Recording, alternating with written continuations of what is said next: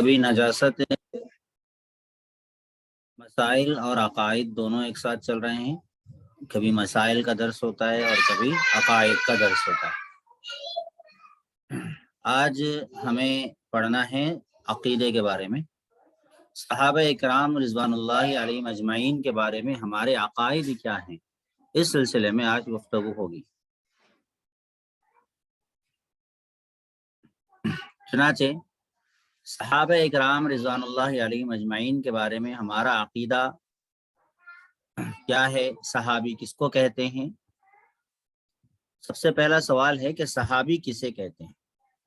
صحابی کے دیکھیے معنی ہے صحبت، صحابی صحبت سے بنا ہے، صحبت یعنی ساتھ ہونا۔ تو جو حضور صلی اللہ علیہ وسلم کے ساتھ میں جو رہے، تو صحابی اس شخص کو کہتے ہیں جس نے ایمان کی حالت میں حضور صلی اللہ علیہ وسلم کو دیکھا ہو یا آپ صلی اللہ علیہ وسلم کی خدمت میں حاضر ہوا ہو اور ایمان کے اوپر اس کی وفات ہوئی۔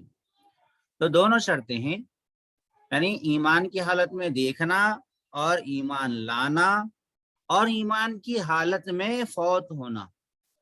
اگر کوئی حضور صلی اللہ علیہ وسلم کو دیکھا ہے لیکن ایمان نہیں لایا تو وہ صحابی نہیں ہوگا،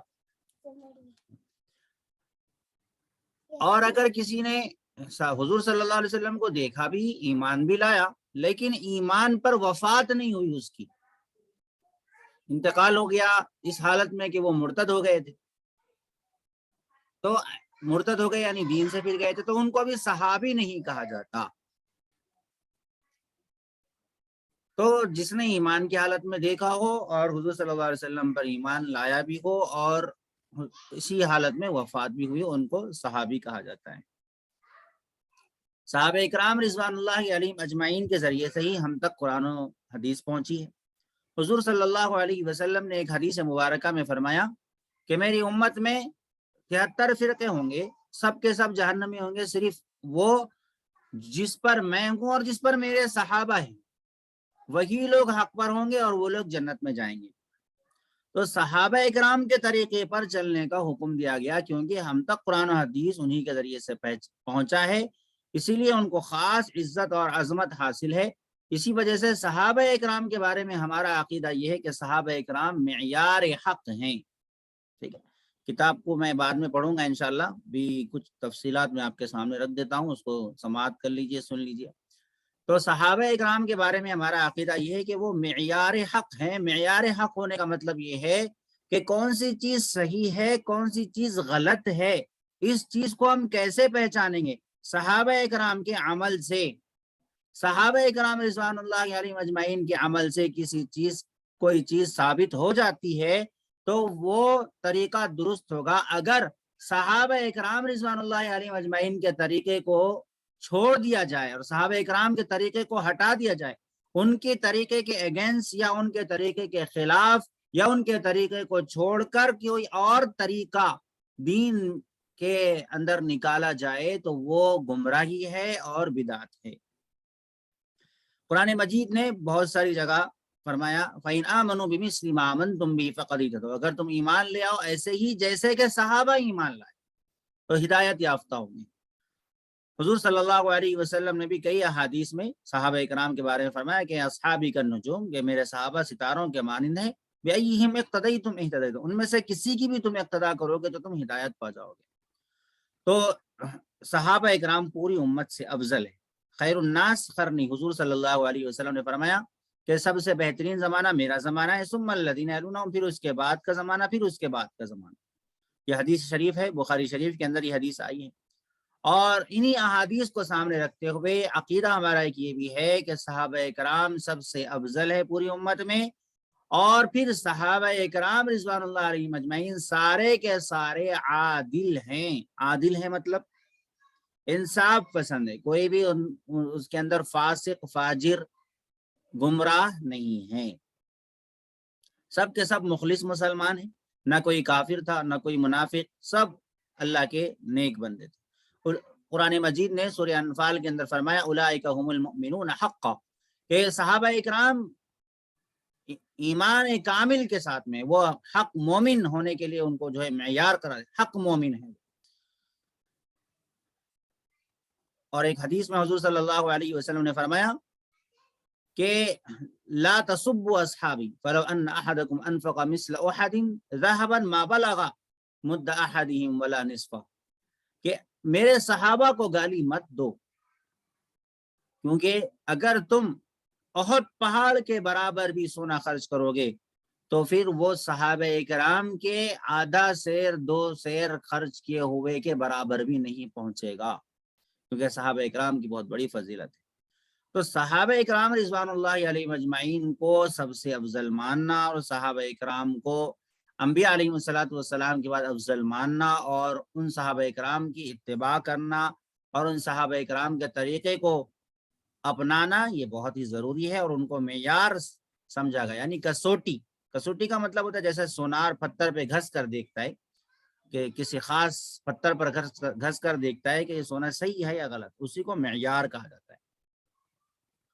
تو صحابہ اکرام کے جیسا ہی مان لانا ہے، صحابہ اکرام کے جیسے اعمال کرنا ہے، صحابہ اکرام کے جیسے عقائد رکھنا ہے، صحابہ اکرام جیسے اخلاق رکھنا ہے، کیونکہ ہم تک حضور صلی اللہ علیہ وسلم کے اخلاق، عادات، سیرت، کردار ساری کی ساری جو پہنچی ہے وہ صحابہ اکرام کے ذریعے سے پہنچی ہے. لیکن صحابہ اکرام کسی صحابی کی رائے سے اختلاف تو کیا جا سکتا ہے، فلاں صحابی کی یہ رائے تھی لیکن دوسرے صحابہ کی کچھ اور رائے تھی، لہذا دوسرے صحابہ کی رائے کو ہم اختیار کریں گے. فلاں صحابی کی یہ رائے تھی لیکن دوسری طرف احادیث ہم کو ذرا الگ سے ملتی ہیں ہمارے سامنے، وہ ہو سکتا ہے صحابی کسی اور حدیث کی وجہ سے کر رہے ہوں، ہم صحابی سے بدگمان نہیں ہو سکتے، ہم صحابہ اکرام پر سب و شتم یعنی گالی گلوچ نہیں کر سکتے، صحابہ اکرام پر نعوذ باللہ ہم طعن و تشنیع نہیں کر سکتے، صحابہ اکرام کے بارے میں ہم بری بات نہیں بول سکتے، صحابہ اکرام پر ہم تنقید نہیں کر سکتے، ان کے شان میں گستاخی ہم نہیں کر سکتے، یہ ناجائز ہے، کیونکہ حضور صلی اللہ علیہ وسلم نے صاحب. ہاں اختلاف ہو سکتا ہے کسی رائے سے کہ فلاں رائے میں ان کی رائے الگ تھی، اور اس کو مسائل اجتہادی کہتے ہیں، کہ اجتہادی مسائل میں صحابہ اکرام کی رائے سے اختلاف کیا جا سکتا ہے، لیکن ان کی کسی رائے سے اختلاف کرنے کی وجہ سے ان کے اوپر طعن تشنیع کرنا یا ان کو ان کی شان میں گستاخی کرنا یہ جائز نہیں ہے. پھر اس کے بعد یہ بھی یاد رکھیے کہ اگر کوئی شخص حضرت ابو بکر صدیق رضی اللہ عنہ کی صحابیت کا قائل نہ ہو یا حضرت عائشہ رضی اللہ عنہ پر تہمت لگاتا ہو، حضرت عائشہ رضی اللہ عنہ کے ساتھ میں ایک واقعہ ہوا تھا، لوگوں نے تہمت لگائی تھی اس واقعے کو بات کا بتنگڑ بنا کر، تو ویسی تہمت لگاتا ہو، یا حضرت علی رضی اللہ عنہ کے اندر خدائی کا دعویٰ کرتا ہو کہ حضرت علی رضی اللہ عنہ خدا ہے، جیسا کہ بعض شیعہ لوگ کرتے ہیں، اور وہ حضرت ابو بکر کی صحابیت کو نہیں مانتے، یا جو حضرت علی رضی اللہ عنہ اور اہل بیت کو صحابی نہیں مانتا، جیسا کہ ناصبیہ بلکہ ایک فرقہ ہے، وہ فرقے کا عقیدہ ہے، تو وہ اسلام سے باہر ہے، اسلام سے اس کا کوئی تعلق نہیں ہے. صحابیت کا، حضرت ابو بکر صدیق رضی اللہ عنہ کے صحابیت کا قائل ہونا، حضرت عائشہ رضی اللہ عنہ پر تہمت نہ لگانا، صحابہ اکرام کا مکمل طریقے سے احترام کرنا یہ بے حد ضروری ہے. حضرت ابو بکر صدیق رضی اللہ عنہ کی صحابیت کا ذکر تو قرآن نے کیا، اگر کوئی حضرت ابو بکر صدیق رضی اللہ عنہ کی صحابیت کا انکار کر رہا ہے تو وہ گویا قرآن کا انکار کر رہا ہے. قرآن کے اندر حضرت ابو بکر صدیق رضی اللہ عنہ کا ذکر آیا ہے، ثانی اثنین، غار ثور میں جب پناہ لیے تھے حضرت حضور صلی اللہ علیہ وسلم اور حضرت ابو بکر صدیق رضی اللہ عنہ. تو اسی طرح حضرت علی رضی اللہ عنہ جن کی صحابیت ثابت ہے قرآن و سنت سے، احادیث سے، ان کی صحابیت کا انکار کرنا یا ان کو صحابی نہیں ماننا یہ انسان کو کافر بنا دیتا ہے. پھر یہ بھی یاد رکھیے صحابہ میں بھی کچھ فرق ہے، فرق مراتب ہے، کچھ بڑے درجے کے صحابہ ہے، کچھ چھوٹے درجے کے صحابہ ہے. سب سے اعلیٰ درجہ خلفائے راشدین کا ہے، ان میں بھی سب سے افضل حضرت ابو بکر صدیق رضی اللہ عنہ، اس کے بعد حضرت عمر فاروق رضی اللہ عنہ، انہی کو خلفائے راشدین کہا جاتا ہے. خلفائے راشدین حضرت ابو بکر صدیق رضی اللہ عنہ، عمر فاروق رضی اللہ عنہ، عثمان غنی رضی اللہ عنہ، علی رضی اللہ عنہ. یہ اس کو خلافت راشدہ کہا جاتا ہے، اور کچھ مہینے حضرت حسن رضی اللہ عنہ نے خلافت کی، 5-6 مہینے جو بھی ہے، تو وہ اس کو بھی خلافت راشدہ کہا جاتا ہے. اس کے بعد میں خلافت راشدہ نہیں رہی. حدیث میں بھی یہ بات آتی ہے، آگے میں اس کا ذکر کروں گا۔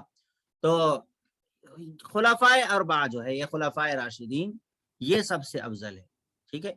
پھر اس کے بعد میں بقیہ جو صحابہ اکرام ہیں، یعنی 8 صحابہ اکرام وہ ہیں جن کو حضور صلی اللہ علیہ وسلم نے جنت کی بشارت دی۔ ان خلفائے راشدین کے علاوہ بتا رہا ہوں تو عشرہ مبشرہ، یعنی حضرت طلحہ رضی اللہ عنہ، حضرت زبیر رضی اللہ عنہ، حضرت عبد الرحمن بن عوف رضی اللہ عنہ، سعد بن ابی وقاص رضی اللہ عنہ، سعید بن زید رضی اللہ عنہ، ابو عبیدہ بن جراح رضی اللہ عنہ، یہ صحابہ اکرام ایسے ہیں کہ یہ سب سے افضل ہے خلفاء کے بعد۔ پھر اس کے بعد میں مہاجرین اور انصار جو ہجرت سے پہلے ایمان لائے، ان کو والسابقون الاولون کہا جاتا ہے۔ پارے 11 کے اندر اللہ نے فرمایا والسابقون الاولون من المہاجرین والانصار والذین اتبعوهم بإحسان رضی اللہ عنہم ورضوا عنہ وأعد لهم جنات تجری تحتها الانہار خالدین فیہا ابدا ذلک الفوز العظیم۔ تو سابقون الاولون مہاجرین اور انصار، مہاجرین انصار یعنی جو ہجرت سے پہلے ایمان لائے، ان کو سابقون اولون کہا جاتا ہے، یہ افضل ہے۔ پھر اس کے بعد وہ حضرات افضل ہیں صحابہ میں جو حضور صلی اللہ علیہ وسلم کی بیعت رضوان میں شامل ہوئے تھے۔ حضور صلی اللہ علیہ وسلم نے حضرت عثمان غنی رضی اللہ عنہ کو سفیر بنا کر بھیجا تھا اہل مکہ سے بات چیت کرنے کے لیے، جب ان کو عمرے سے روکا گیا تھا تو خبر اڑا دی گئی تھی کہ حضرت عثمان رضی اللہ عنہ کو شہید کر دیا گیا۔ تو حضور صلی اللہ علیہ وسلم نے ایک درخت کے نیچے سارے صحابہ سے بیعت لی تھی کہ ہم شہید ہو جائیں گے لیکن حضرت عثمان رضی اللہ عنہ کے بارے میں معلوم کریں گے اور ہم اہل مکہ کو جو ہے سبق سکھائیں گے۔ تو شہادت پر انہوں نے جو ہے بیعت لی تھی۔ ان کے بارے میں قرآن نے کہا لقد رضی اللہ عن المؤمنین، سورہ فتح کے اندر اللہ نے فرمایا کہ لقد رضی اللہ عن المؤمنین اذ بعث فیہم رسولا من انفسہم کہ اذ یبایعونک تحت الشجرہ، اللہ تعالیٰ ان مومنین سے راضی ہو گیا جو آپ سے بیعت کیے درخت کے نیچے، فعلم ما فی قلوبہم، اللہ نے جان لیا ان کے دلوں میں جو کچھ ہے۔ تو یہ حضرات جو ہیں افضل ہیں۔ پھر آخری درجے میں وہ لوگ جو فتح مکہ کے بعد مسلمان، فتح مکہ کے بعد مسلمان ہوئے، وہ بھی جو ہے افضل ہیں۔ اچھا، غزوہ بدر میں جو صحابہ شریک تھے وہ بھی جو ہے افضل ہے۔ مہاجرین اور انصار کے بعد میں غزوہ بدر میں جو شریک ہونے والے صحابہ ہیں ان کا درجہ ہے۔ غزوہ بدر کے بعد میں بیعت رضوان میں شامل ہونے والے صحابہ کا درجہ ہے۔ اور آخری درجے میں وہ صحابہ افضل ہیں جو فتح مکہ کے بعد مسلمان ہوئے۔ جیسا کہ میں نے ابھی عرض کیا کہ خلافت کی مدت 30 سال ہے، تو ایک حدیث میں بھی اس کا ذکر آتا ہے، حضرت سفینہ رضی اللہ عنہ سے روایت ہے، حضرت ابو داؤد شریف کے اندر وہ روایت موجود ہے کہ خلافت میرے بعد 30 سال ہوگی۔ حضور صلی اللہ علیہ وسلم نے فرمایا 30 سال میں حضرت ابو بکر صدیق رضی اللہ عنہ کی خلافت تھی اور وہ سب سے پہلے خلیفہ کہلاتی ہیں، اس کے بعد حضرت عمر فاروق رضی اللہ عنہ کی۔ تو ایک حدیث کے اندر پورا حساب بھی اس کا آتا ہے، ابو بکر صدیق رضی اللہ عنہ کی خلافت کتنی سال رہی، اور حضرت ابو بکر صدیق رضی اللہ عنہ کی خلافت 2 سال رہی، عمر رضی اللہ عنہ کی 10 سال رہی، عثمان رضی اللہ عنہ کی 12 سال رہی۔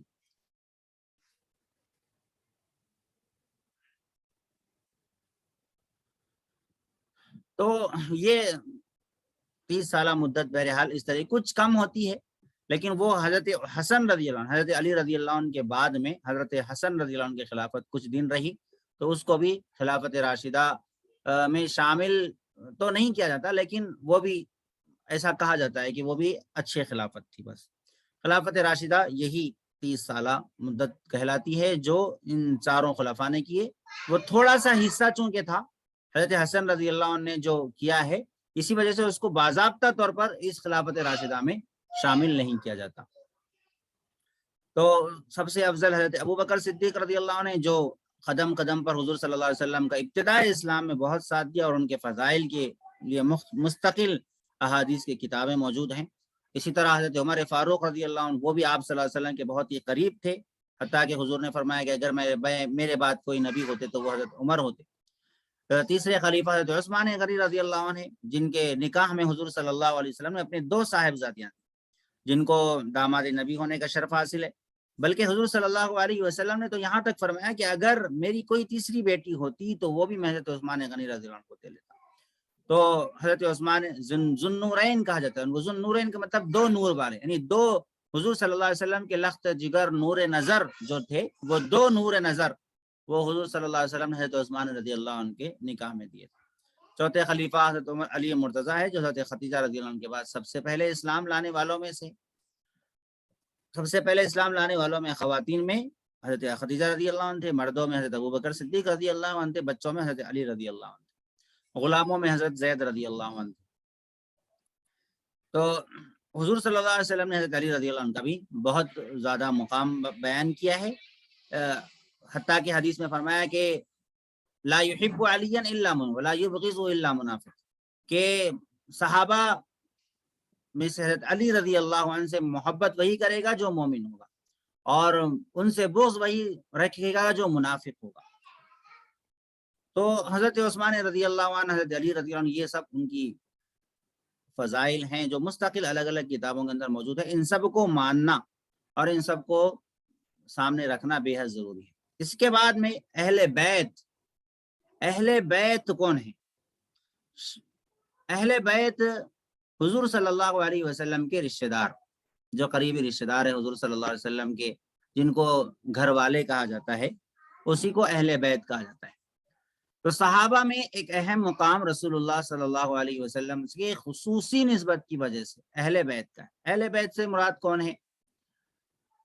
اہل بیت سے 3 گروہ مراد ہے، 3 گروہ مراد ہے اس میں۔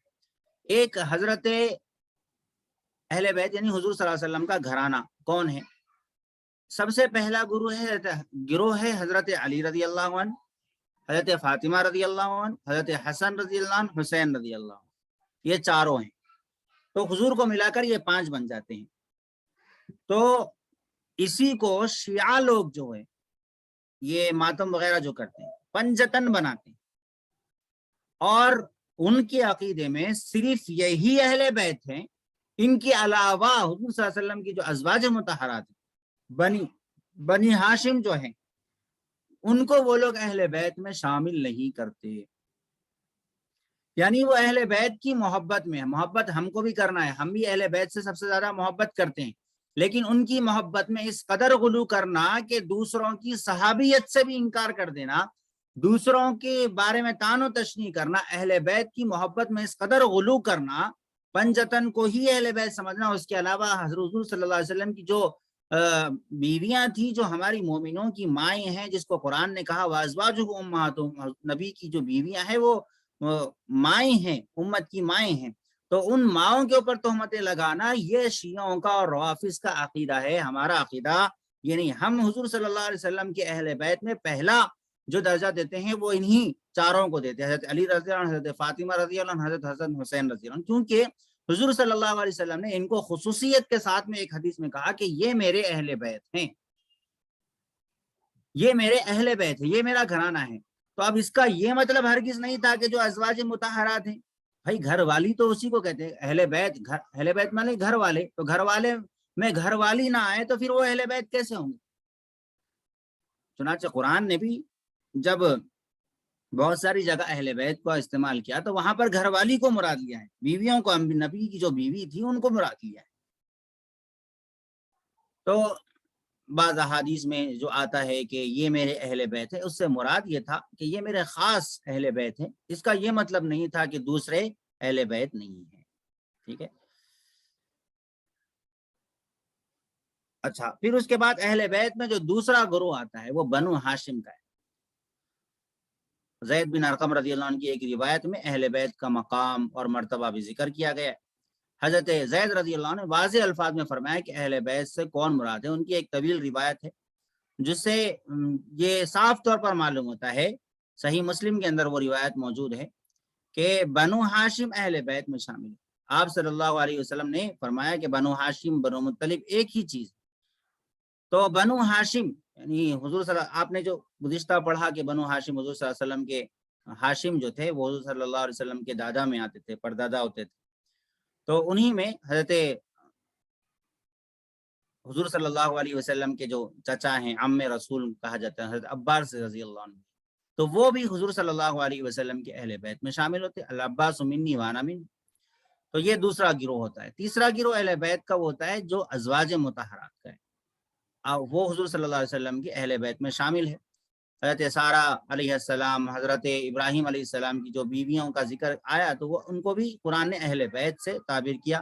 تو اہل بیت بول کر ازواج مطہرات کو نکال دینا یہ شیعوں کا طریقہ ہے، ہمارا طریقہ نہیں ہے۔ حضور صلی اللہ علیہ وسلم کی 11 ازواج مطہرات تھی، 11 ہماری مائیں تھی۔ اس کے علاوہ آپ صلی اللہ علیہ وسلم کے حرم میں 3 باندیاں تھیں۔ آپ صلی اللہ علیہ وسلم کے رابطے میں، آپ صلی اللہ علیہ وسلم کے گھر کے اندر 3 باندیاں بھی تھی، 11 ازواج تھی اور 3 باندیاں تھی۔ 11 ازواج کے نام تو آپ نے مشہور سنے ہوں گے۔ 3 باندیوں کے نام حضرت ماریہ قبطیہ، دوسری حضرت ریحانہ بنت شمعون، تیسری حضرت نفیسہ۔ تو یہ 3 مشہور نہیں ہے، لیکن یہ بھی 3 حضور صلی اللہ علیہ وسلم کے ازواج مطہرات ہیں۔ ازواج مطہرات کا ذکر بھی قرآن نے کیا ہے، النبی اولی بالمؤمنین من انفسہم وازواجہ امہاتہم۔ تو بہرحال یہ ہمیں اہل بیت کی محبت بھی رکھنا ہے، صحابہ کی محبت بھی رکھنا ہے، ایک کی محبت میں دوسرے کو گرانا نہیں ہے۔ 2 قسم کے گروہ ہو گئے یہاں پر۔ ایک گروہ ایسا ہو گیا جو حضرت علی رضی اللہ عنہ کی محبت میں، اہل بیت کی محبت میں اس قدر بڑھ چڑھ جاتا ہے کہ سارے صحابہ کی صحابیت کو بھی انکار کر دیتا ہے۔ دوسرا فرقہ ناصبیہ اور خوارج کا ہے، وہ ایسا حضرت وہ اس طریقے سے دوسرے صحابہ کی تعریف اس طریقے سے اور دوسرے صحابہ کی محبت اس طریقے سے کرتا ہے کہ وہ حضرت علی رضی اللہ عنہ اور اہل بیت کو ان کے مقام سے گرا دیتا ہے اور ان کی شان میں گستاخی کرتا ہے۔ تو حضرات حسنین کے مقام کو انہوں نے گرانے کی کوشش کی ہے۔ تو حضرت ہمیں جو ہے یہ بہرحال یہ 2 غالی گروہوں سے جو ہے بچنے کی کوشش کرنا چاہیے۔ تفصیلات تو بہت ساری ہیں، لیکن اسی پر میں اکتفا کر رہا ہوں۔ کوئی سوال وغیرہ اگر ہو تو انشاءاللہ کر لیجئے۔ یہاں پر جو ہے ہم اس کو مختصر طور پر پڑھ لیتے ہیں۔ سوال: صحابی کتنے تھے؟ ہزاروں ہیں جو آپ کی خدمت میں حاضر ہو کر مسلمان ہوئے اور اسلام پر ان کا انتقال ہوا۔ سب صحابی مرتبے میں برابر ہیں یا کم یا زیادہ؟ صحابہ مرتبے میں آپس میں کم زیادہ ہیں۔ اچھا، یہ اسکرین شیئر نہیں ہے۔ اچھا، صحابہ اکرام رضوان اللہ علیہم اجمعین میں مرتبے میں کچھ لوگ کم ہیں، کچھ زیادہ ہے، لیکن تمام صحابہ باقی امت سے افضل ہیں۔ ایک بات یہ بھی یاد آئی، ابھی کہہ دوں کہ مشاجرات صحابہ کہلاتے ہیں۔ مشاجرات یعنی صحابہ اکرام کے درمیان میں بھی کچھ جنگیں ہوئیں، کچھ لڑائیاں ہوئیں، لیکن یہ لڑائیاں آپس کی دشمنی کی وجہ سے نہیں تھی، اجتہادی غلطی، یعنی ایسا کرنا بہتر رہے گا یا ایسا کرنا بہتر رہے گا، اس سلسلے میں کچھ اجتہادی غلطیاں ہوئی۔ ان اجتہادی غلطیوں پر ہمیں گفتگو کرنا یا کسی اس کو ٹاپک بنا کر کسی ایک پر طعن و تشنیع کرنا جائز، نیک نیتی کے ساتھ سمجھنے کے لیے کون حق پر ہے کون غلط ہے۔ جیسے حضرت معاویہ رضی اللہ عنہ کے درمیان میں جنگ ہوئی تو ہم اس میں عقیدہ یہ رکھتے ہیں کہ حضرت علی رضی اللہ عنہ برحق تھے، یہ عقیدہ ہم رکھتے ہیں، لیکن حضرت معاویہ رضی اللہ عنہ کو ان کے مقام سے گرانا، ہم حضرت معاویہ رضی اللہ عنہ کو بھی خلافت عادلہ کہتے ہیں۔ ہم خلافت راشدہ تو نہیں تھی وہ، لیکن خلافت عادلہ کہتے ہیں۔ تو ان میں جو باہم رنجشیں وغیرہ ہوئی تھی، وہ اس کے باوجود جنگ کے وہ ایک دوسرے کے قدردان تھے، ایک دوسرے کی تعریف کرتے تھے۔ ہمیں اس معاملے میں ہرگز نہیں پڑنا چاہیے۔ تو اسی طرح حضرت حسین رضی اللہ عنہ نے یزید کی بیعت سے انکار کیا، تو اس میں بھی حق پر حضرت حسین رضی اللہ عنہ تھے، اور یزید نے جو غلط کام کیے اس سے حضرت معاویہ رضی اللہ عنہ کا کوئی تعلق نہیں۔ حضرت معاویہ رضی اللہ عنہ کو ان کے بیٹے کی وجہ سے طعن و تشنیع کرنا یہ غلط بات ہے۔ کبھی نوح کے گھر میں بھی برا بیٹا پیدا ہو جاتا ہے، کنعان جیسا پیدا ہو جاتا ہے اور اللہ تعالیٰ کے عذاب میں گرفتار ہو جاتا ہے۔ تو ہم یزید کے بارے میں بھی ہم کہیں گے کہ بھائی اس کا عمل وہ جانے، وہ کیسا تھا، جو بدکاریاں کرتا تھا، جو بھی کیا اس نے، اس کی سزا وہ بھگتے گا۔ ہمیں یزید تو خیر صحابی نہیں تھا، اسی وجہ سے ہم اس کے بارے میں اچھے الفاظ بھی استعمال نہیں کرتے۔ بعض ہمارے اکابر نے یزید پلید بھی کہا ہے، لہذا ہم اس کے بارے میں کچھ بھی نہیں، جہنمی ہے کیا ہم نہیں بول سکتے، بھئی ہم نے جا کے تھوڑی دیکھا ہے جہنم، نہ ہم سے قبر میں سوال ہو۔ باقی ہے جو صحابہ اکرام حضرت معاویہ رضی اللہ عنہ، خاص طور پر یہ شیعہ روافض وغیرہ حضرت معاویہ رضی اللہ عنہ کو، عثمان غنی رضی اللہ عنہ کو، یہ لوگ بڑے طعن کا شکار کرتے ہیں اور ان پر ملامت کرتے ہیں اور تبرہ کرتے ہیں۔ یہ لوگ تبرہ کا مطلب ہوتا ہے کہ ان کو گالی دینا ثواب کا کام سمجھتے ہیں۔